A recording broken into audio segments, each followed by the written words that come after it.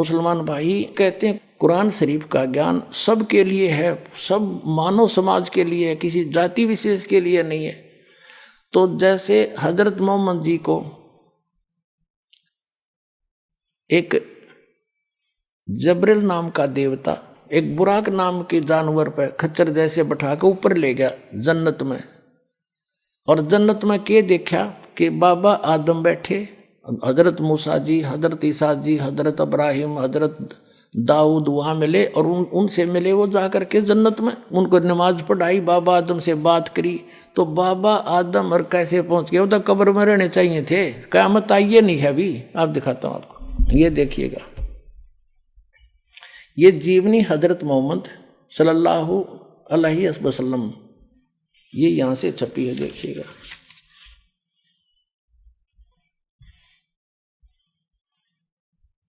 मोहम्मद इनायतुल्लाह सुबहानी, अनुवादक नसीब गाजी फलाई, मकरजबी मकतबा इस्लामी पब्लिशर नई दिल्ली से। यहाँ देखिएगा, जीवनी हजरत मोहम्मद सल्लल्लाहु अलैहि वसल्लम, हिंदी, इस्लामी साहित्य ट्रस्ट, प्रकाशन नंबर 81, सर्वाधिकार प्रकाश का अधीन। नाम मूल किताब मोहम्मद अरबी, उर्दू से इसकी हिंदी की गई है, ये यहाँ से छपी है और ये यहाँ से मुद्रक है इसका। अब इसमें आपको ले चलते हैं, थोड़ा सा दिखाएंगे, ज़्यादा नहीं, संकेत बहुत है समझदार को। 164 पृष्ठ दिखाते हैं इस पुस्तक के।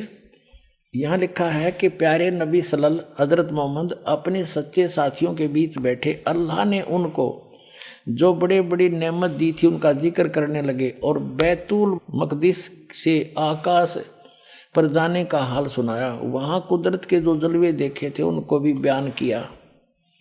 आप सल्लल्लाहु ने फरमाया कि इस तरह हजरत जबरील अलैहि मुझे पहले आकाश पर ले गए। वहाँ इंसानों के बाप हजरत आदम अलैहि मिले। उनका हाल यह था कि जब दाईं ओर देखते तो खिल उठते और हंसने लगते, और बाईं ओर देखते तो मारे गम के आंसू भी भर लेते, क्योंकि दाईं ओर उनकी नेक औलाद के कर्म थे और बाईं ओर उसके बद के। हजरत आदम अलैहि ने आप सल्लल्लाहु यानी हजरत मोहम्मद को देखा तो बोले, तुम्हारा आना मुबारक है नेक नबी, है नेक बेटे। आप सल्लल्लाहु ने पूछा, जबरील यानी हजरत मोहम्मद ने जबरील देवता से पूछा, ये कौन है? तो उन्होंने जवाब दिया, जबरील ने बताया कि ये आदम अलैहि है, हजरत आदम है, इस सारे इंसानों का बाप। फिर जबरील अलैहि आपको दूसरे आकाश पर ले गए। अब देखो, एक तो इस तरह ये सिद्ध होगी कि जिस जन्नत में ये कुरान शरीफ के आधार से ये तो नमाज आदि पढ़कर जाना चाहते हैं उस जन्नत में, वहाँ गए हुए प्राणी कितने सुखी। बाबा आदम को ये सुप्रीम मानते अपना, और वो जन्नत में बैठा है, एक बार तो रो रहा है, एक बार हंस रहा है। क्योंकि अब देखो, इनकी यह थ्योरी भी गलत सिद्ध होगी कि जब क़यामत आओगी, जब बस सारे पैदा किए जाएंगे, इतने इसका वहाँ रहेंगे। अब ये बाबा आदम की सारी संतान ऊपर जा रही, और ये हजरत ईसा, हजरत मूसा, हजरत इब्राहिम, दाऊद, और ये सारे ऊपर बैठे। अब दिखाते हैं आगे। तो कहने का भाव ये है कि तू वो उस जन्नत ने के चाटे, वहाँ भी दुखी वो आदम, कभी रो रहा है कभी हंस रहा है, क्या इसी को जन्नत कहते हैं? यह साधना गलत है। जहाँ ये जाते हैं वो ये काल का लोक है, ये पितर लोक है, और वहाँ एक तरफ पितर लोक है, एक तरफ स्वर्ग है, एक तरफ नरक है, वो बहुत बड़ा क्षेत्र है। तो ये पितर लोक में बैठे हैं सारे, तो वो खा के वो जन्नत, जहाँ वहाँ भी दुखी, सबका इनका हेड ऑफ द डिपार्टमेंट हजरत आदम वहाँ बैठा, कभी रो रहा है कभी हंस रहा है, इसी को जन्नत कहते हैं। कहते हैं वहाँ दुख नहीं, इस तो बड़ा दुख और क्या होगा, सुख का सांस नहीं वहाँ पर। अब ये जन्नत है, इसको जन्नत कहते। देखो, प्यारे नबी सल्लल्लाहु अपने सच्चे साथियों के बीच बैठे थे, ये सारा बता दिया। उन्होंने फरमाया कि मुझे पहले आकाश पर ले गया, वहाँ इंसानों के बाप हजरत आदम अलैहि मिले। उनका ये हाल था कि जब दाईं ओर देखते तो खिल उठते, स्वर्ग की तरफ देखे तो अच्छी संतान को देखकर हंसने लग जाते, और बाईं ओर देखते तो मारे गम के आंसू भर लेते, क्योंकि दाईं ओर उनकी नेक औलाद के कर्म थे, बाईं ओर बद के निकम्मी के। हजरत आदम अल्लाह ने आप सल्लल्लाहु यानी हजरत मोहम्मद को देखा और बोले तुम्हारा आना मुबारक हो नेक नबी नेक बेटे। अब जब आप सल्लल्लाहु ने पूछा जबरील ये कौन है, तो जबरील ने जवाब दिया, उन्होंने जवाब दिया कि ये आदम अलही है, सारे इंसानों का बाप। अलही आप सल्लल्लाहु को दूसरे आकाश पर ले गए, फिर तीसरे पर, फिर आगे बढ़ते गए। आप सल्लल्लाहु जिस नबी के पास से गुजरते ये मनमोहक शब्द कानों में गूंजते, तुम्हारा आना मुबारक है नेक नबी है नेक भाई। इस तरह आप सल्लल्लाहु सातवें आसमान पर पहुंच गए। वहाँ हजरत इब्राहिम अलही मिले और देखते ही बोले तुम्हारा आना मुबारक हो है नेक नबी है नेक बेटे। आप सल्लल्लाहु आगे बढ़े और आगे बढ़े और बढ़ते गए। रास्ते में सौंदर्य के रूप भी देखे, प्रकोप के दृश्य भी, हजारों फरिश्ते भी नजर आए। ये हजारों देवता भी हैं, उनके भी, मुसलमानों के भी देवता, फरिश्ते माने देव और सजदे में पड़े हुए रब का गुणगान कर रहे थे। बढ़ते बढ़ते आप अल्लाह के सिंहासन के करीब पहुंच गए, पर्दे के पीछे। वहां आप सल्लल्लाहु पर और आप सल्लल्लाहु की उम्मत पर 50 नमाज दर्ज हुई। वापस आए तो हजरत मूसा अलही के पास से गुजर हुआ। कहा कि क्या फर्ज हुआ उम्मत पर? उन्होंने देखते ही पूछा। कहने का भाव यह है कि वो 50 नमाज दी, वो पर्दे के पीछे से बोलता ये काल है, कभी सामने नहीं आता किसी के।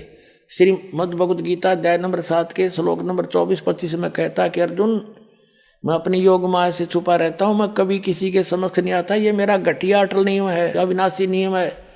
ये पर्दे से पीछे बोल रहा है। निराकार बताओ, फिर पर्दे की क्या जरूरत थी? जब निराकार होता तो वो सामने क्यों नहीं आता? भगवान कोई चोर है क्या? वो भगवान तो यहाँ आता है, हमारे साथ साथ फिरते रहते थे। अल्लाहू अकबर, काशी माँ 120 वर्ष रह कर गए, वो हमारे सच्चे भगवान। ये तो गुप्त रहता है, अपना तुम आगे देखो। इसी पर हम चल रहे 165 पृष्ठ पे कि यहाँ देखो, कहते ये 5 नमाजें, लेकिन सबाब इनका 50 का ही है, मेरे फैसले बदला नहीं करते। 5 पर रोक दी नमाज, 50 के स्थान। ठीक है। पूरी रात बीत गई और आप सल्लल्लाहु के प्यारे साथी बैठे रहे। ये जो अपनी आत्म कथा जो ऊपर देखा वो बता रहे थे हजरत मोहम्मद जी, वो देखना। पूरी रात बीत गई और आप सल्लल्लाहु प्यारे साथियों बैठे रहे। आप सल्लल्लाहु ने आकाश पर जो दृश्य देखे थे, खुदा की कुदरत के और जो जो जलवे नजर आए थे, उन्हें आप पूरी दिलचस्पी के साथ सुना रहे थे। साथी मजे ले लेकर सुन रहे थे। आपने जन्नत में जो कुछ देखा, या उनकी जन्नत है, आपने जो जन्नत में जो कुछ देखा वह भी बयान किया और नेक साथियों को खुशखबरी दी। जन्नत में यह नेमतें तुम्हारा इंतजार कर रही हैं। अब और दिखाते हैं 161 पृष्ठ पर देखो।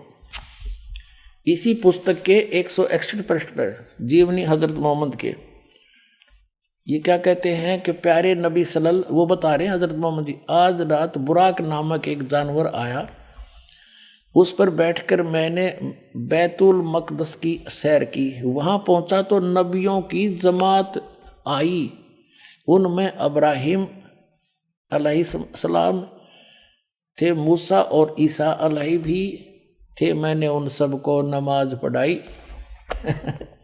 अब सुन ले डॉक्टर जाकिर भाई, मुसलमानों ने अपना विधान अपने आप बना रखे कुरान शरीफ को ना समझकर। अब ये कहते हैं जब सारे कब्रों में दबा दो, दबाते रहो, और तो यह आवेगी 4 अरब 32 करोड़ वर्ष जब बीत जाएंगे, जब यह कयामत आवेगी, इतने तो वो उन कब्रों में फंसे रहेंगे, सड़ेंगे पड़े पड़े, एज पर योर रूल। बाकी ये गलत है तुम्हारा मानना। अगर ये नियम फाइनल होता, हजरत मोहम्मद जी को ये ऊपर ले गए हुए सारे नबियों की जमात वहाँ ऊपर देखा जन्नत में, उनको नमाज पढ़ाई, बाबा आदम मिले, बाबा आदम की सारी संतान वहाँ नरक में पड़ी, कुछ जन्नत में।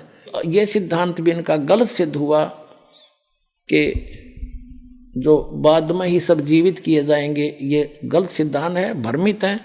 वास्तविकता ये है कि जन्म मरण जो परमात्मा ने आकर बताया ऐसे ही होता है, लेकिन पूर्ण परमात्मा की सत भक्ति करने के उपरांत फिर ऐसे स्थान पर चले जाएंगे वहाँ नरक नहीं है, वहाँ जन्नत ही जन्नत है।